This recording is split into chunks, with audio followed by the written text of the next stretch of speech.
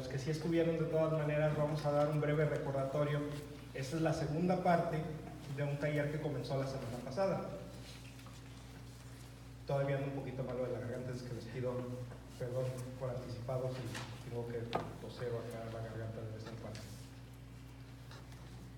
Hablábamos del libro del Apocalipsis, de este libro que es muy misterioso para algunos, que Hollywood se ha aprovechado del lenguaje simbólico que usa el libro para presentarnos ideas fantásticas y fantasiosas de lo que dice el libro, pero que realmente, una vez que entendemos cómo se escribió, para qué se escribió, es fácil de entender y es fácil de comprender el mensaje que nos trae.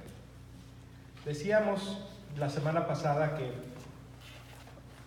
el Apocalipsis presenta una revelación, un conocimiento nuevo que es acerca de la historia de la humanidad. Y aquí es donde tenemos el primer problema. Pensamos que el Apocalipsis se refiere nada más del futuro, nada más acerca del fin del mundo. No, el Apocalipsis se trata de hacer una visión de toda la historia de la humanidad, una visión global del pasado, del presente y también un poquito al final del futuro. La historia se muestra en dos planos, el plano humano y el plano divino. Y el plano divino ve las cosas como las ve Dios, donde el pasado, el presente y el futuro se presentan juntos, como si no hubiera una secuencia ahí, sino que todo está sucediendo al mismo tiempo. Se hace mucho uso extensivo del lenguaje simbólico, hay muchos símbolos, cosas que son una cosa pero significan algo más.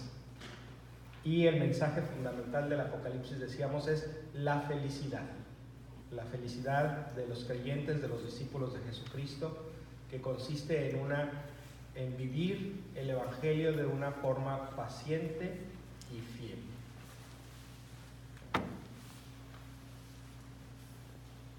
¿Vamos bien hasta ahí? Muy bien. Vamos a repasar un poquito lo que significaban los números en el Apocalipsis rápidamente para poder tener esto presente en nuestra plática de hoy. Decíamos, el 3 representa a la Santísima Trinidad, el 4 representa al mundo, a la creación, los 4 puntos cardinales, los 4 vientos. El 7 representa la plenitud, el 3 de Dios y el 4 de la creación, pues es el universo entero junto con Dios.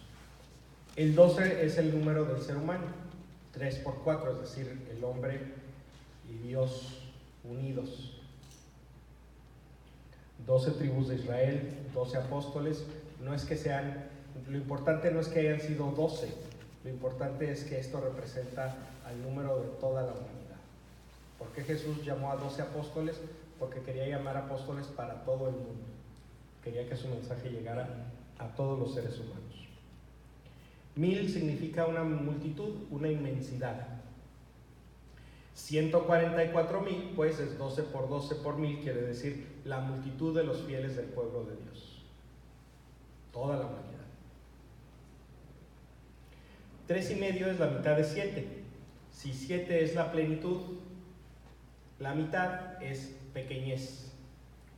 Y si estamos hablando de tiempo, estamos hablando de un periodo breve.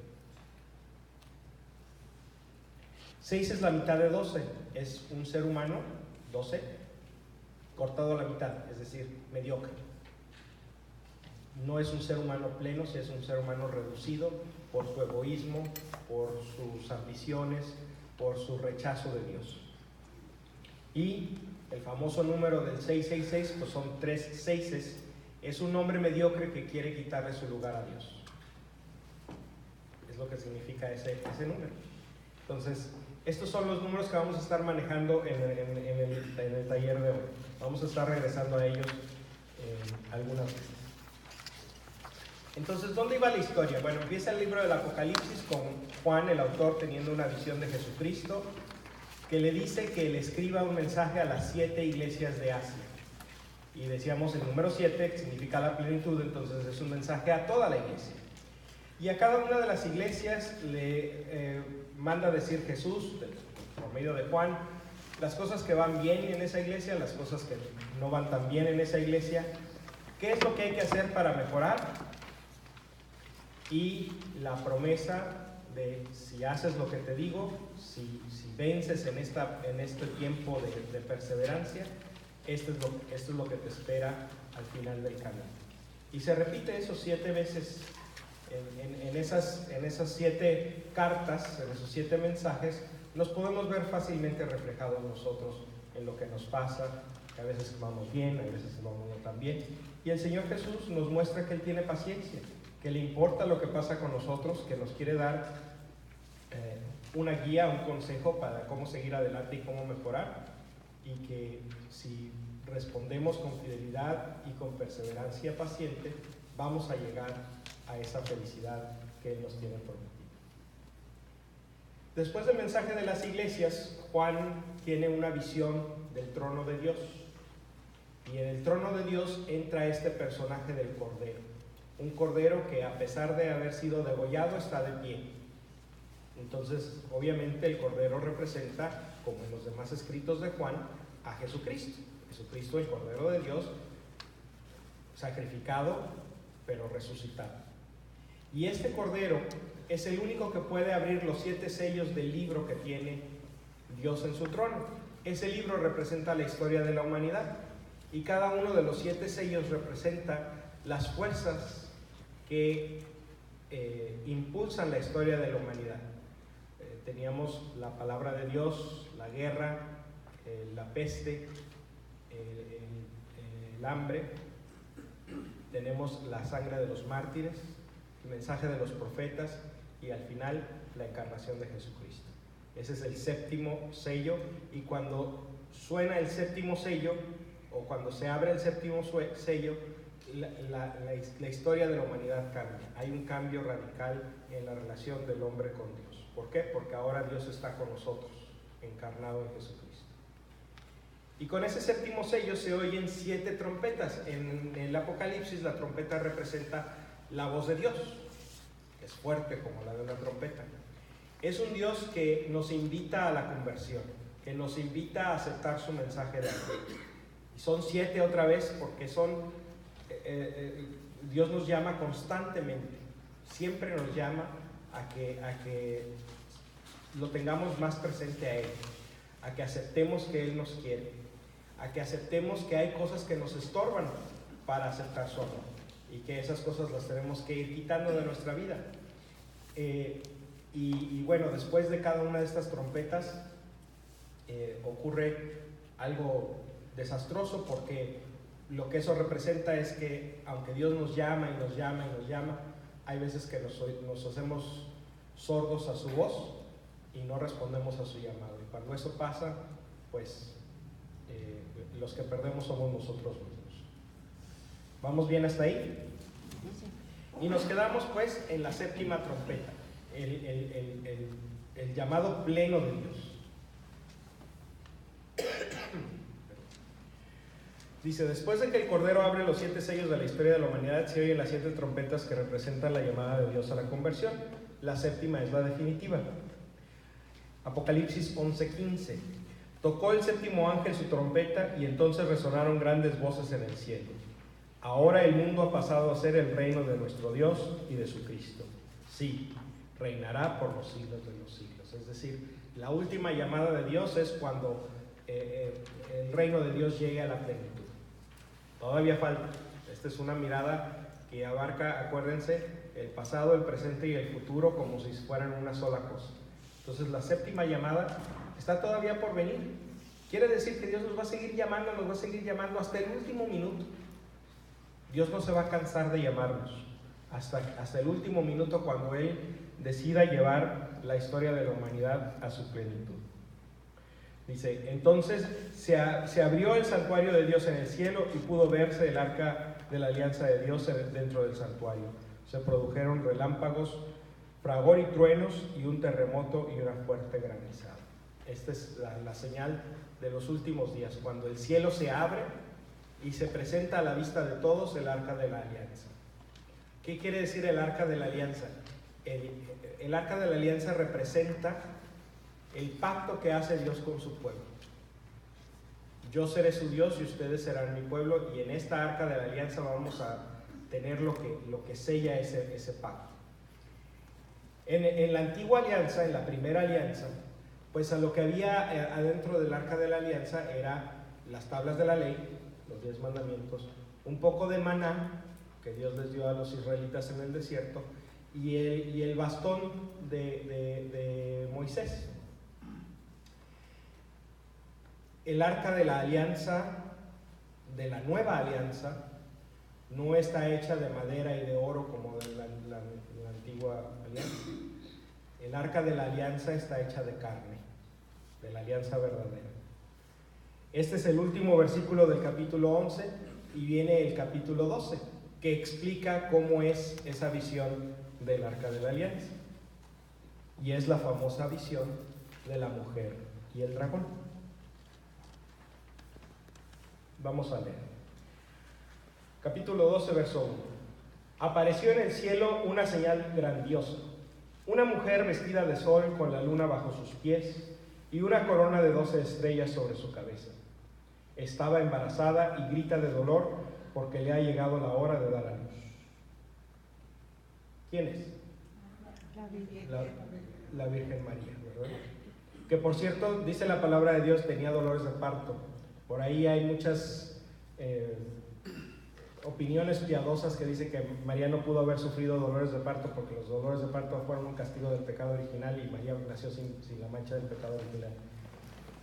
Bueno, eso no es enseñanza de la iglesia. María nació en el mundo donde vivimos nosotros, un mundo que ya quedó quebrantado por esa ruptura inicial con Dios. Dice la carta, dice San Pablo que Jesucristo, y por lo tanto María, Jesucristo nació bajo la ley que la necesitamos precisamente por ese pecado original. Entonces, sí, María nació sin la culpa y sin mancha del pecado original, pero nació como una persona mortal, nació como un ser humano de carne y hueso. Y eso no lo podemos olvidar, porque al acercarnos a María como nuestra madre tenemos que entender que ella tiene un corazón de carne como el nuestro. Vamos a seguir leyendo. Apareció también otra señal, un enorme dragón rojo con 7 cabezas. ¿Cuántas? 7 cabezas. 7 cabezas. Tiene un conocimiento, una sabiduría grande, inmensa. Y 10 cuernos. Y en las cabezas 7 coronas. ¿Cuántas? 7. 7. Entonces, su poder, su autoridad también es pleno. Con su cola barre la tercera parte de las estrellas del cielo, precipitándolas sobre la tierra. El dragón se detuvo delante de la mujer que iba a dar a luz para devorar a su hijo en cuanto naciera. Y la mujer dio a luz a un hijo varón, que ha de gobernar a todas las naciones con vara de hierro. Pero su hijo fue arrebatado y llevado ante Dios y su trono, mientras la mujer huyó al desierto, donde tiene un lugar que Dios le ha preparado. Ahí la alimentarán durante 1260 días. ¿Cuántos días? 1260. ¿Y cuánto es eso? ¿Muchos? No es ningún número que ya habíamos visto. ¿Cómo cuánto? ¿Aproximadamente cuánto? 4 años. Poquito menos.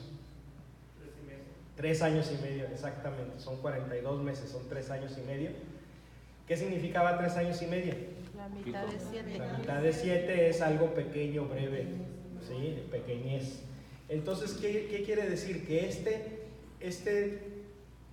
tensión, este enfrentamiento entre la mujer y el dragón, donde la mujer tiene que salir a huir al desierto, es algo que dura breve, que no dura por un tiempo prolongado. Desde el punto de vista de Dios, esta lucha entre las fuerzas del bien y el mal en este mundo no va a durar para siempre, y por eso para Dios es un tiempo breve. Han pasado miles de años, pero a los ojos de Dios es un tiempo breve porque Dios lo ve en comparación de toda la eternidad. ¿Vamos bien hasta ahí? Muy bien. Entonces se desató una batalla en el cielo. Miguel y sus ángeles combatieron contra el dragón. Lucharon el dragón y sus ángeles, pero no pudieron vencer y ya no hubo lugar para ellos en el cielo. El dragón grande, la antigua serpiente conocida como el demonio o Satanás, fue expulsado. El seductor del mundo entero fue arrojado a la tierra y sus seguidores, sus ángeles con él. Oí entonces una fuerte voz en el cielo que decía: por fin ha llegado la salvación, el poder y el reinado de nuestro Dios y la soberanía de su ungido, pues echaron al acusador de nuestros hermanos, el que los acusaba día y noche delante de nuestro Dios. Ellos lo vencieron con la sangre del Cordero, con su palabra y con su testimonio, pues hablaron sin tener miedo a la muerte. Por eso alégrense cielos y los que habitan en ellos. Pero hay de la tierra y del mar, porque el diablo ha bajado a donde ustedes, y grande es su furor hasta saber que le queda poco tiempo.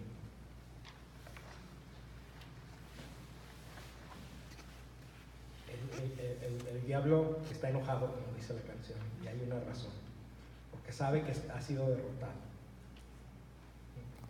Muchas veces nuestra vida se ve como si la maldad va a ganar, como si las fuerzas que se oponen a nosotros, como si los problemas, como si el dolor, como si la tristeza nos fuera a ganar. Pero Dios nos dice: no te preocupes, esas cosas que te duelen, esas cosas que te hacen menos, esas cosas que te atacan, tienen el tiempo contado. 3 años y medio, de la manera de contar de Dios. No pasa de ahí. No hay mal que dure 100 años, dice el dicho, y dice bien. Cuando el dragón vio que había sido arrojado a la tierra, se puso a perseguir a la mujer que había dado a luz al varón.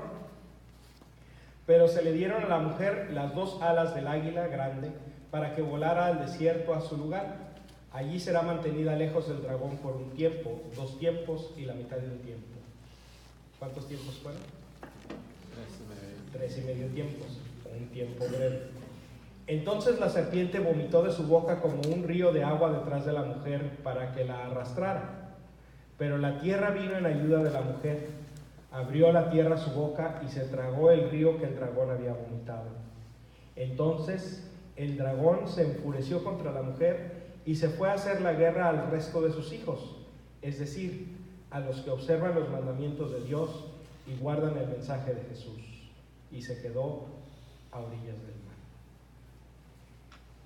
Aquí hay un cambio interesante, porque la mujer que empieza siendo claramente María, porque es la que da a luz al varón que ha de reinar a todas las naciones, obviamente el varón ese es Jesús, al final acaba siendo la madre de muchos hijos. Y nosotros obviamente sabemos que Jesús nos dejó a María como nuestra madre, pero este rol de la madre de los discípulos de Jesús es un rol que Jesús realmente transfiere a la iglesia y a María como tipo de la iglesia. Entonces en esta visión hay un cambio. La mujer que empieza siendo María, al final de la visión es una figura de la iglesia que es de alguna manera defendida por la tierra, que se traga el río de agua que vomitó el dragón para que no afectara a la mujer. Y al dragón esto le da tanto coraje que va y hace la guerra a los hijos de la mujer. Entonces, yo no sé, las personas que no les gusta la devoción a María, que se oponen a que a María se le dé el respeto y el honor que se merece. Yo no sé dónde leen la Biblia, porque en esta Biblia, que es la que deberíamos de leer todos los discípulos de Jesús, queda claro que los discípulos de Jesús son hijos de esta mujer, hijos de la iglesia e hijos de María, y salen a su defensa, le tienen cariño, le tienen respeto. Entonces, esa devoción, ese cariño que le tenemos a Nuestra Señora, no es algo que nos inventamos, que nos sacamos de la manga. Es algo que está en las Escrituras. Muy bien. ¿Vamos bien hasta aquí? Muy bien. Entonces esto lo encontramos en Apocalipsis capítulo 12.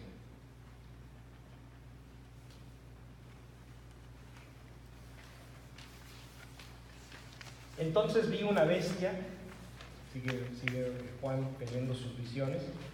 Entonces vi una bestia que sube del mar. Tiene 7 cabezas, ¿cuántas? 7. Y 10 cuernos, con 10 coronas en los cuernos. Ahí está la diferencia. ¿Cuántas coronas tenía el dragón? 7. ¿Y la bestia? 10. Entonces ahí tenemos un poquito una diferencia. Ese 10 representa otro símbolo, es el poder terrenal. El 10 representa el poder terrenal. Entonces, el dragón tiene 7 coronas porque tiene un poder espiritual.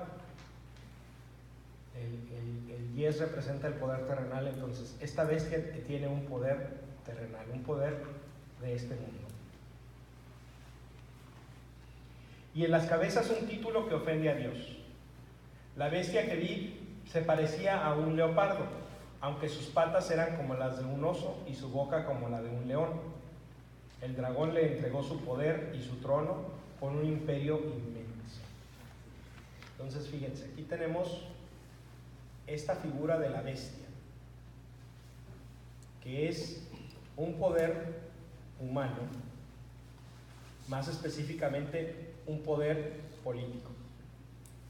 Es un gobierno, porque tiene un imperio y un trono. Es un poder político que está coludido con el dragón, está en alianza con el dragón. Es un poder político que hace lo que el diablo quiere que suceda. Una de sus cabezas parecía herida de muerte, pero su llaga mortal se curó. Entonces toda la tierra se maravilló siguiendo a la bestia.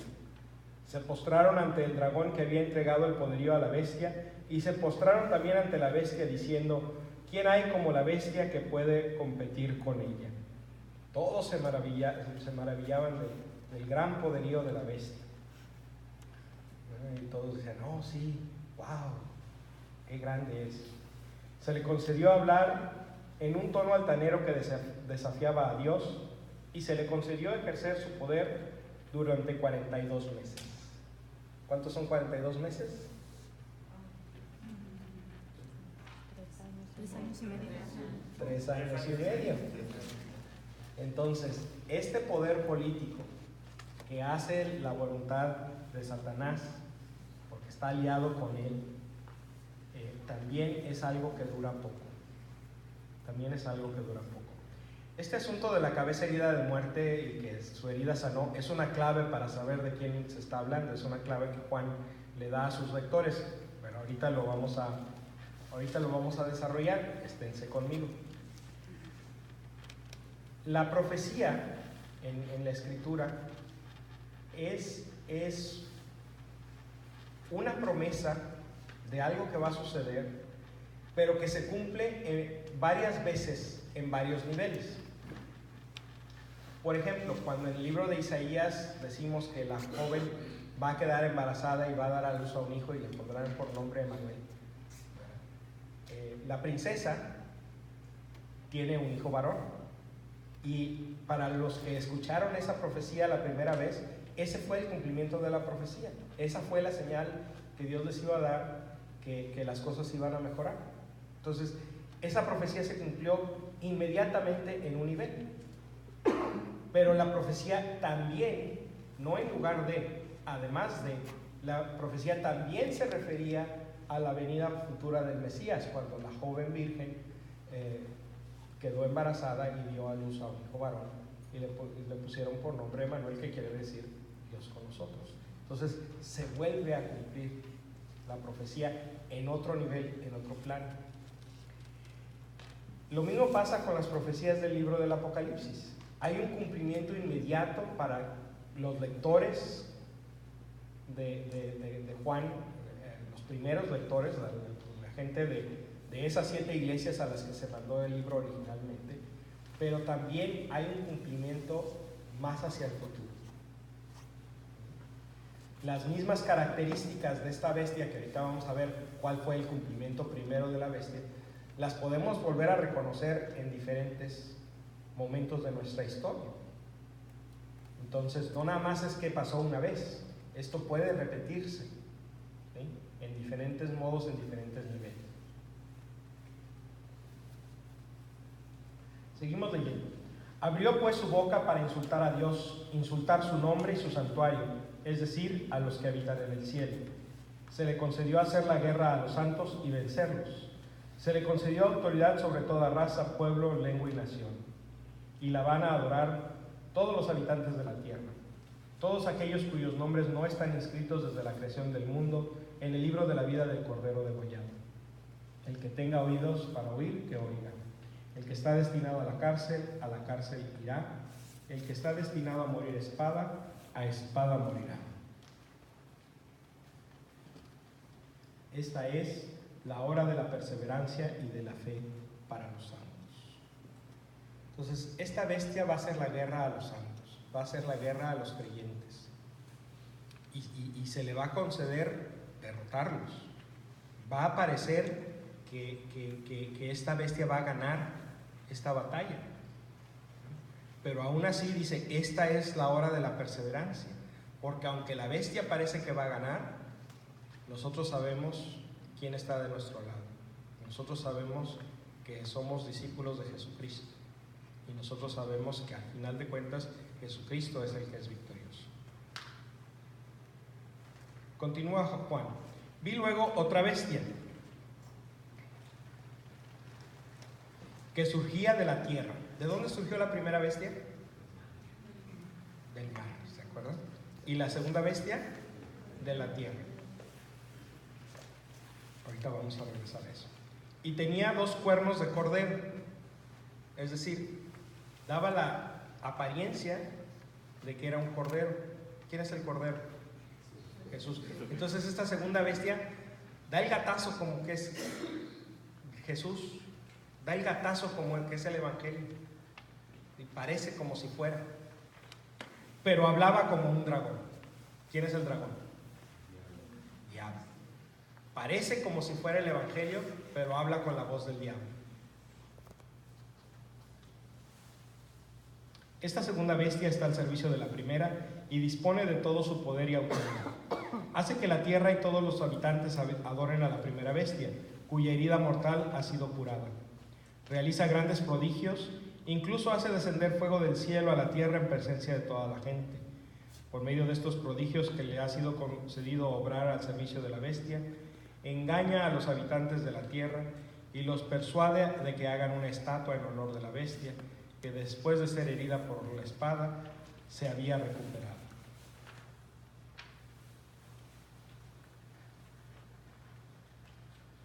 Hace pues que todos, grandes y pequeños, ricos y pobres, libres y esclavos, se pongan una marca en la mano derecha o en la frente. Ya nadie podrá comprar o vender si no está marcado con el nombre de la bestia o con la cifra de su nombre. Vean quién es sabio, el que sea inteligente, que interprete la cifra de la bestia. Es la cifra de un ser humano y su cifra es 666. Ok.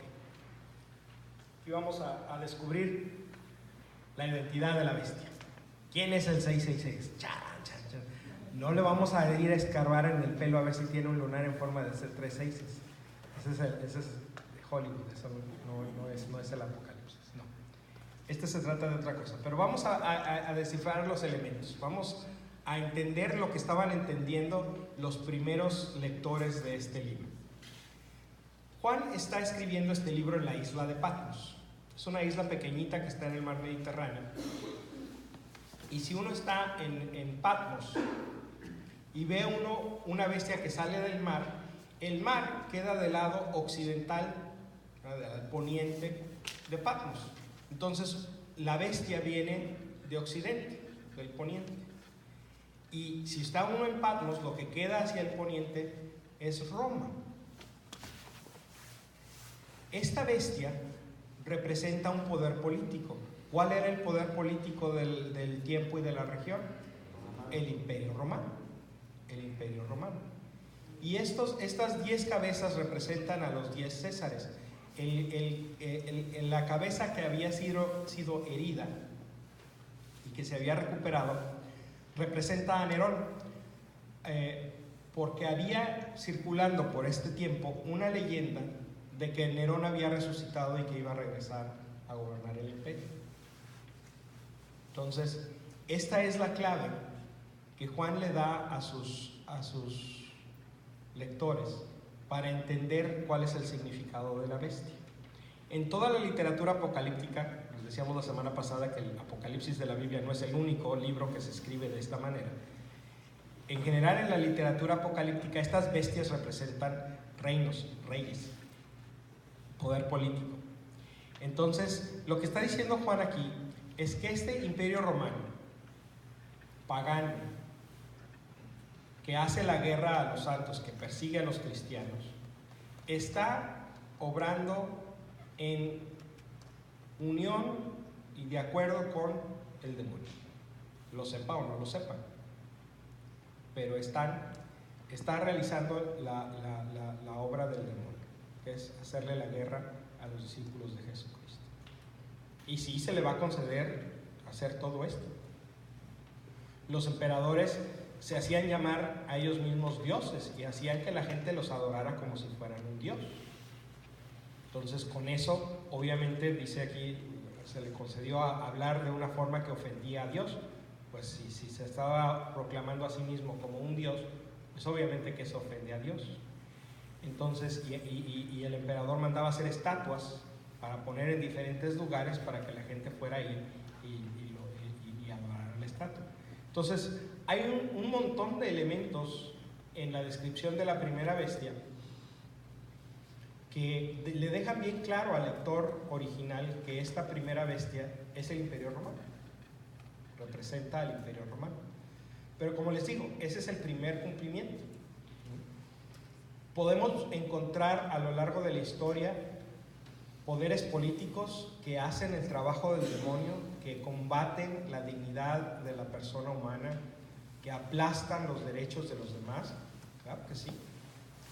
Ha habido muchos gobiernos a lo largo de la historia que han hecho esto. No sé lo que opinen ustedes, pero en algunos casos parece que estuviéramos viviendo uno de ellos. ¿Cuánto va a durar? 3 años y medio, un corto tiempo.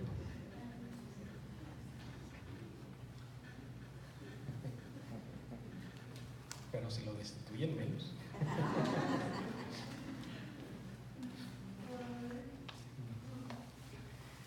Y tenemos ahora la segunda bestia.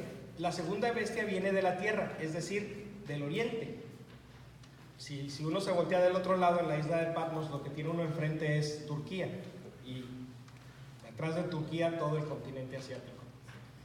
Dice que es una bestia que parece cordero, pero habla como dragón. Este es un poder religioso. Este es un poder religioso que se presenta como Salvador, que se presenta como Mesías, que se presenta como Cristo, pero que realmente lo que está haciendo es también el trabajo del demonio, porque lo que hace es apuntar hacia la primera bestia. ¿Quieres que las cosas salgan bien? Te tienes que aliar con el gobierno, te tienes que alinear con el gobierno. Y el cumplimiento primero de esta segunda bestia, pues sí, son las religiones orientales que de alguna manera orientaban a la gente a darle culto al emperador. Ellos tenían muchos dioses, pues no les estorbaba que el emperador también fuera uno de ellos, y le decían a la gente, vayan y denle su adoración al emperador para que podamos vivir en paz, para que él nos deje en paz y no venga a pelearnos porque no lo adoramos y no lo reconocemos como una divinidad. Entonces es un poder religioso que se alía con el poder político. ¿Podemos reconocer poderes religiosos a lo largo de la historia que se alían con el poder político? Oh sí. Oh sí. Y les voy a decir una cosa, muchas veces ha sido la Iglesia Católica. Entonces, mucho cuidado con la Iglesia cuando nos empezamos a ser aliados del poder político. Porque cuando nos empezamos a ser aliados del poder político, empezamos a hacer el trabajo de Satanás. Y bueno, no nada más la Iglesia Católica, por ahí hay muchas iglesias que ustedes los ven, no, sí, es que Trump es el ungido de Dios, que no sé qué, que no sé cuánto. Completamente dirigiendo la atención hacia esta persona, sin importar lo que haya hecho en el pasado, sin importar las sandeces y majaderías que dice, sin importar las cochinadas que ha hecho. No, pues es que ya se arrepintió, entonces hay que darle otra oportunidad, entonces, pero sí es que Dios está trabajando a través de él. Y todo porque dice que es provida. Yo no sé cómo alguien que está tan a favor de las armas puede llamarse provida. Las armas sirven para matar. No puede ser provida y estar a favor de las armas, pero bueno. El problema es que en nuestra sociedad eso de ser provida se ha hecho equivalente de antiaborto. Es decir, eres provida si estás en contra del aborto. No necesitas hacer nada más para ser provida, nada más estar en contra del aborto. Lo cual, pues es una visión muy miope de la realidad. Provida es toda la vida. Provida sí es prevenir que los bebés sean asesinados en el vientre de su madre, pero también es asegurarse que el bebé cuando nazca tenga un ambiente seguro donde pueda recibir la alimentación y el cuidado que necesita para poder desarrollarse como persona. Ser provida significa aceptar que este bebé alguna vez va a venir a la iglesia y va a hacer ruido, y va a jugar, y va a correr, y va a reír, y va a llorar, y va a interrumpir nuestra celebración. La gente muy provida, pero quiere que corran a todos los niños de la iglesia y los manden al lloradero porque interrumpen su oración. ¿Dónde está tu provida? Provida es asegurarse que la gente que se cruza la frontera no se muera en el camino. No, pero hay que ir los que ponen agua en el desierto hay que irla a quitar para que la gente se muera ahí en la pasada, porque ¿quién les dio permiso de venir? ¿Dónde está tu provida? Entonces, hay muchas maneras de aliarnos con el poder del demonio, incluso dentro de nuestra misma iglesia, y no se diga los predicadores esos que andan diciendo que Dios quiere que seas rico y famoso y grande y fuerte, como Joel Austin, ¿sí lo han oído? ¿Verdad? De que no, Dios quiere que seas próspero y que tengas una casota, y que tengas un avión y que tengas cuantos carros. No, Dios no quiere eso. Pero estas personas se valen de la capacidad que tienen de convencer a la gente con un mensaje religioso para realmente lo que hacer es darle culto al dinero y al poder, no a Dios. Entonces, bueno, pues todos son esos ejemplos de la segunda bestia, de qué cumplimientos se le dan después de este primero a la segunda bestia. ¿Vamos bien hasta aquí? Entonces, ¿quién es este 666? Vamos a ver. Dice, vean quién es sabio, el que sea inteligente, que interprete la cifra de la bestia. Es la cifra de un ser humano y su cifra es 666. Es decir, sí, la bestia representa todas estas poderes políticos y todo lo que tú quieras, pero esta bestia en particular tiene nombre y apellido. Es una persona. ¿Quién es?